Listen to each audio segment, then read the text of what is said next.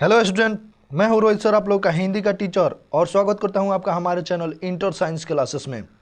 दोस्तों, इस वीडियो में हम लोग क्लास 12th हिंदी का काव्य खंड का एक चैप्टर पढ़ेंगे जो पद है, और इसके कवि हैं सूरदास। ठीक है, ये जो पद है ये सूरदास जी के द्वारा लिखा गया है। ठीक है, तो आइए हम लोग इसी चैप्टर को आज पढ़ेंगे। ठीक है, और पार्ट 1 इसका पढ़ेंगे, इस पद का पार्ट 1 पढ़ेंगे हम लोग इस वीडियो में। अगले वीडियो में पार्ट 2 पढ़ेंगे। ठीक है, तो आइए हम लोग पार्ट 1 को देखते हैं क्या होता है इसमें।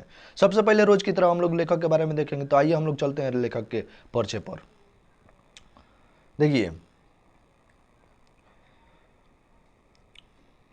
इस पद के लेखक हैं सूरदास। ठीक है, देखिए, सूरदास का जन्म सन 1478 ईस्वी के आसपास माना जाता है। इनका जन्म 1478 ईस्वी के आसपास माना जाता है। वे दिल्ली के निकट सीही नामक गांव के रहने वाले थे। दिल्ली के निकट एक सीही नामक गांव है, ठीक है, वहां के ये रहने वाले थे सूरदास। ठीक है, और इनका जन्म हुआ था 1478 ईस्वी के आसपास।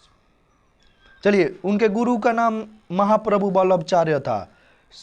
सूरदास के गुरु थे, उनका नाम था महाप्रभु वल्लभाचार्य। ठीक है, वे पर्यटन, सत्संग, कृष्ण भक्ति और वैराग्य में रुचि लेते थे। सूरदास जी पर्यटन, सत्संग, कृष्ण भक्ति और वैराग्य में रुचि लेते हैं, और इस चैप्टर में भी कृष्ण भक्ति को ही वो इस पद में कृष्ण भक्ति को पर ही फोकस दिए हैं। ठीक है, तो इसमें इसी को हम लोग पढ़ेंगे। ये देखिए, जन्म से अंधे थे। सूरदास जी जन्म से अंधे थे और बड़े होने पर दोनों आंखें जाती रही। जन्म से अंधे थे और बड़े होने पर क्या हो गया, दोनों आंखें जाती रही, यानी धीरे धीरे मतलब आंख की रोशनी चला गया जैसे जैसे उम्र उनका बढ़ा। उनकी प्रमुख रचनाओं में सूरसागर, उनकी प्रमुख रचना देखिए, रचना है उनका सूरसागर, साहित्य लहरी, राधा सरकेली, सुरसावली इत्यादि। देखिए, यहाँ से क्वेश्चन आता है सूरसागर के लेखक कौन है, तो हमारा हो जाएगा सूरदास जी। ठीक है, साहित्य लहरी भी ये भी पूछ चुका है क्वेश्चन, तो यहाँ से क्वेश्चन उठता है, आप लोग याद रखिएगा। उनका मृत्यु 1583 ईस्वी में हुआ था। सूरदास जी का मृत्यु हुआ था 1583 ईस्वी में। चलिए आगे हम लोग बढ़ते हैं चैप्टर में। चलिए आगे हम लोग चैप्टर में आइए देखते हैं क्या होता है। देखिए, ये पद है और पार्ट 1 है। पार्ट 1 हम लोग इस वीडियो में पढ़ेंगे, अगले वीडियो में पार्ट 2 को पढ़ेंगे। तो पार्ट 1 इस वीडियो में हम लोग देखते हैं। आइए देखिए, जागिए ब्रजराज कुंवर कमल कुसुम फूले, जागिए ब्रजराज कुंवर कमल कुसुम फूले, कुमुद वृंद संकुचित भय भृंग लता भूले। प्रस्तुत पद वात्सल्य भाव के हैं और सुरसागर से संकलित है। ये जो पद है इसके लेखक है सूरदास जी। ठीक है, और ये सूरसागर से क्या हुआ है, लिया गया है, जिसमें सूरदास जी मातृ स्नेह का भाव प्रदर्शित करते हैं। माता के स्नेह के भाव को प्रदर्शित कर रहे हैं इसमें, इस पद में। माता यशोदा अपने पुत्र कृष्ण को सुबह होने पर जगा रही है। वह कहती है कि हे ब्रज के राजकुमार, माता यशोदा कृष्ण जी को जगा रही हैं और कह रही हैं कि हे ब्रज के राजकुमार, अब जाग जाओ, कमल पुष्प खिल गए हैं तथा कुमुद भी बंद हो गए। करें, ये कुमुद जानते हैं क्या होता है, ये रात्रि में ही खिलते हैं। इनका संबंध चंद्रमा से होता है। चंद्रमा का प्रकाश जब तक रहता है तब तक ये खिले रहते हैं, उसके बाद से क्या हो जाता है, अपने से ये बंद हो जाते हैं। ठीक है, तो ये कुमुद भी क्या हो गए हैं, बंद हो गए हैं, यानी रात्रि का समय खत्म हो गया है, सूर्योदय होने वाला है। ठीक है, ब्रह्म कमल पुष्पों पर मंडराने लगे हैं। भ्रमर कमल पुष्पों पर मंडराने लगे हैं। ये जो भ्रमर होते हैं मंडराते हैं फूल पुष्पों पर, वो मंडराने लगे हैं। चलिए आगे हम लोग बढ़ते हैं।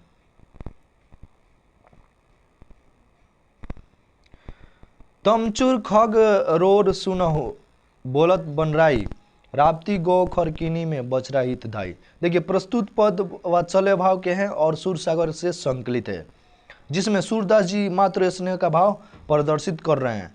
माता यशोदा अपने पुत्र कृष्ण को सुबह होने पर जगा रही हैं। वह कहती है कि हे ब्रज के राजकुमार, अब जाग जाओ। सवेरा होने के प्रतीक मुर्गे बांग देने लगे और पक्षियों और चिड़ियों का कलरव प्रारंभ हो गया है। गौशाला में गौएं बछड़ों के लिए रंभा रही है। जाग जाइए अब। माता यशोदा कहती हैं कि सुबह होने का प्रतीक मुर्गे बांग देने लगे, यानी मुर्गे चिल्लाने लगे, और पक्षी और चिड़ियों का कलरव स्टार्ट हो गया है, प्रारंभ हो गया है। गौशाला में गौए बछड़ों के लिए रंभा रही है। ठीक है, चलिए हम लोग आगे बढ़ते हैं। आगे देखिए, विधु मलिन रवि प्रकाश गावत नर नारी, विधु मलिन रवि प्रकाश गावत नर नारी, सूर श्याम प्रातः उठो अम्बुज कर धारी। प्रस्तुत पद वात्सल्य भाव के हैं और सूर सागर से संकलित है, जिसमें सूरदास जी मातृ स्नेह का भाव प्रदर्शित कर रहे हैं, माता के स्नेह के भाव को प्रदर्शित कर रहे हैं। माता यशोदा अपने पुत्र कृष्ण को सुबह होने पर जगा रही है। वह कहती है कि हे ब्रज के राजकुमार अब जाग जाओ। माता यशोदा कह रही है कि हे ब्रज के राजकुमार अब जाग जाओ, अब जाग जाओ। चंद्रमा का प्रकाश मलिन हो गया है, चंद्रमा का प्रकाश मलिन हो गया है, अर्थात चंद्र चुप गया तथा सूर्य निकल आया है। चंद्रमा का प्रकाश मलिन हो गया है अर्थात चांद क्या हो गया, चुप गया, और सूर्य निकल आया है। नर नारियां प्रातःकालीन गीत गा रहे हैं, नर नारियां प्रातःकालीन सुबह का टाइम है, गीत गा रहे हैं। अतः हे श्याम सुंदर अब तुम उठ जाओ। माता यशोदा कह रही हैं कि हे श्याम सुंदर तुम अब उठ जाओ। सूरदास कहते हैं कि यशोदा बड़ी मनुहार करके श्री गोपाल को जगा रही है। सूरदास जी कहते हैं यशोदा बड़ी मनुहार करके श्री गोपाल जी को जगा रही है। वे कहती हैं कि हे हाथों में कमल धारण करने वाले कृष्ण उठो जाग जाओ अब तुम।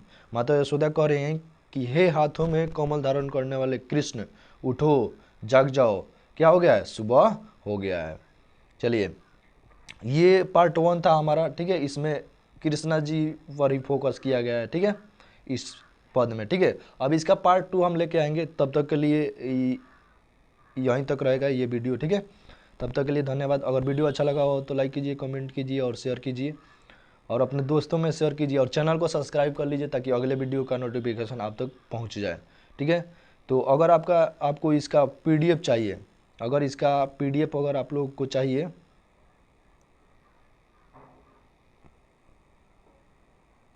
अगर आप लोगों को इस चैप्टर का PDF चाहिए तो आप लोग मेरे व्हाट्सअप नंबर पे मैसेज करेंगे, hi sir send me PDF। मेरा व्हाट्सअप नंबर है 9534468890। ठीक है, तो आप लोग इस पर मैसेज करेंगे, आप लोगों के पास PDF चला जाएगा। चलिए फिर मिलते हैं अगले वीडियो में।